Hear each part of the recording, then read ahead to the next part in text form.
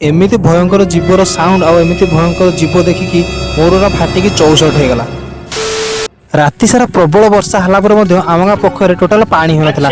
तार कारण खोजापी मु आ जिलु बाहरी पड़लु कौन है से प्रॉब्लम टाको देखापी। पूरा कादो रास्तार हीरो बड़ी देकी आम चली चली गला देखिलु तार मेन कजटा। तार मेन कज होची ऊपर मुहर थिया पानी गुड़क पूरा ऑब्स्ट्रक्ट हो जाइए जहाँ फल पानी गुड़ा तलक जाई पारु नाही। तापर जिलु काल विलंब न निज हाथ से सब पथर फथर गुड़ साइड करदेला जहाँ फल प्रथम जो जगह पानी जाई पार नथला मेन लाइन सेटा क्लियर होगला जहाँ फल पानी पूरा घन घन तलक जावाक लगिला। देन आउ गोटे जगह बहुत बड़ काठगंडी पड़ जाता आम तो काठगंडा उठे पारू ना तेणु ता तले अलिया गुड़ से सफा करदेला से पाखे बड़ बड़ पथर 2-3 को साइड करदेला जहाँ फल पानी पूरा स्मूथली तलू खसाक लगिला।